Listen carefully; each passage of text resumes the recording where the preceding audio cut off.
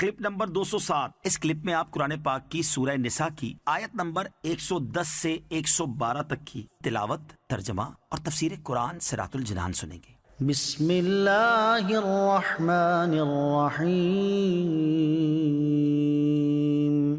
ترجمہ: اللہ کے نام سے شروع جو نہایت مہربان رحمت والا ہے۔ وَمَن يَعْمَلْ سُوءًا أَوْ يَظْلِمْ نَفْسَهُ ثُمَّ يَسْتَغْفِرِ اللَّهَ يَجِدِ اللَّهَ غَفُورًا رَّحِيمًا وَمَن يَكْسِبْ إِثْمًا فَإِنَّمَا يَكْسِبُهُ عَلَى نَفْسِهِ وَكَانَ اللَّهُ عَلِيمًا حَكِيمًا وَمَن يَكْسِبْ خَطِيئَةً أَوْ إِثْمًا ثُمَّ يَرْمِ بِهِ بَرِيئًا فَقَدِ احْتَمَلَ بُهْتَانًا وَإِثْمًا مُّبِينًا۔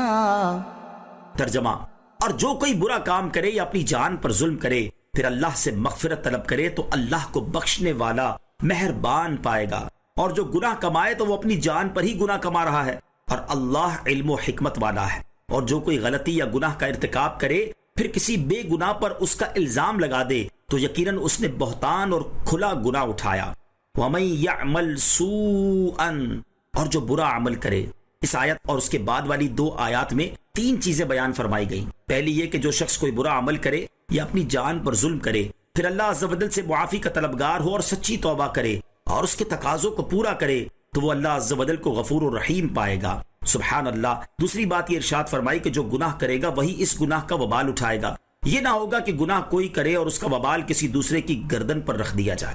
گناہ جاریہ کا سبب بننے والے کو گناہ کرنے والے کے گناہ سے بھی حصہ ملے گا۔ یہاں یہ بات یاد رہے کہ جو کسی گناہ جاریہ کا سبب بنا تو اسے گناہ کرنے والوں کے گناہ سے بھی حصہ ملے گا۔ جیسے کسی نے سنیما کھولا یا شراب خانہ کھولا یا بے حیائی کا اڈا کھولا یا اپنی دکان وغیرہ پر فلمیں چلائیں جہاں لوگ بیٹھ کر دیکھیں، یا کسی کو غلط راہ پر لگا دیا یا کسی کو شراب، جوا یا نشے کا عادی بنا دیا، تو اس صورت میں گناہ کا کام کرنے والے اور اسے اس راہ پر لگانے والے دونوں کو گناہ ہوگا۔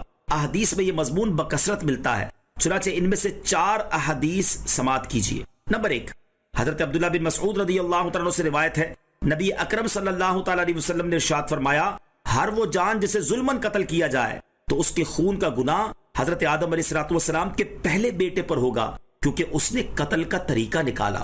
نمبر 2، حضرت جریر بن عبداللہ رضی اللہ تعالیٰ عنہ سے روایت ہے، تاجدار رسالت صلی اللہ تعالیٰ علیہ وسلم نے ارشاد فرمایا، جس نے اسلام میں کوئی اچھا طریقہ نکالا پھر اس کے بعد اس پر عمل کیا گیا تو عمل کرنے والے کے ثواب کی مثل ثواب اس کے نامہ اعمال میں لکھا جائے گا، اور ان عمل کرنے والوں کے ثواب میں کوئی کمی بھی نہ ہوگی۔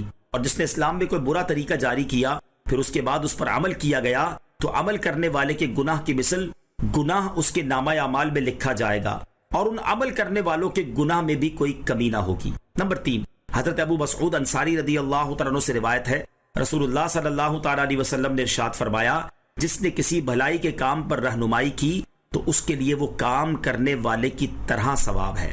نمبر 4، حضرت ابو ہریرہ رضی اللہ تعالیٰ عنہ سے روایت ہے، رسول کریم صلی اللہ تعالیٰ علیہ وسلم نے ارشاد فرمایا، جو ہدایت کی طرف بلائے تو اسے ویسا ثواب ملے گا جیسا اس کی پیروی کرنے والے کو ملے گا، اور ان پیروی کرنے والوں کے ثواب میں کوئی کمی نہ ہوگی، اور جو گمراہی کی طرف بلائے تو اسے ویسا گناہ ملے گا جیسا اس کی پیروی کرنے والے کو ملے گا، اور ان پیروی کرنے والوں کے گناہ میں کوئی کمی نہ ہوگی۔ وَمَن يَكْسِبْ خَطِيئَةً أَوْ إِثْمًا، اور جو کوئی غلطی یا گناہ کا ارتکاب کرے۔ اس آیت میں تیسری بات ارشاد فرمائی گئی کہ جس نے کسی بے گناہ پر الزام لگایا تو اس نے بہتان اور بہت بڑے گناہ کا بوجھ اٹھایا۔ آیت میں گناہ سے مراد گناہ کبیرہ اور خطا سے مراد گناہ صغیرہ ہے۔ بے گناہ پر تہمت لگانے کی مذمت۔ اس آیت سے معلوم ہوا کہ بے گناہ کو تہمت لگانا سخت جرم ہے، وہ بے گناہ خواہ مسلمان ہو یا کافر، کیونکہ طعمہ نے یہودی کافر کو بہتان لگایا تھا، اس پر اللہ تعالیٰ نے اس کی مذمت فرمائی۔ احادیث میں بھی بے گناہ پر تہمت لگانے کی وعیدیں بیان کی گئی ہیں، چنانچہ حضرت ابو درداء رضی اللہ تعالیٰ عنہ سے روایت ہے، حضور پر نور صلی اللہ تعالیٰ علیہ وسلم نے ارشاد فرمایا، جس نے کسی کی کوئی ایسی بات ذکر کی جو اس میں نہیں تاکہ اس کے ذریعے اس کو عیب زدہ کرے تو اللہ عز و جل اسے جہنم میں قید کر دے گا، یہاں تک کہ وہ اپنی کہی ہوئی بات ثابت کرے۔ اس سے مراد یہ ہے کہ وہ طویل عرصے تک عذاب میں مبتلا رہے گا۔ حضرت عمر بن عاص رضی اللہ تعالیٰ عنہ سے روایت ہے، نبی اکرم صلی اللہ تعالیٰ علیہ وسلم نے ارشاد فرمایا، جس مرد یا عورت نے اپنی لونڈی کو اے زانیہ کہا جبکہ اس کے زنا سے آگاہ نہ ہو، تو قیامت کے دن وہ لونڈی انہیں کوڑے لگائے گی، کیونکہ دنیا میں ان کے لیے کوئی حد نہیں۔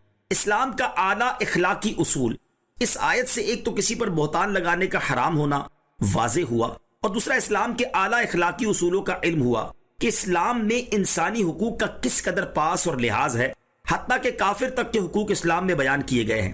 یہ واقعہ اور آیات مبارکہ کفار کے سامنے پیش کرنے کی ہیں کہ دیکھو اسلام کی تعلیمات کتنی حسین اور عمدہ ہیں۔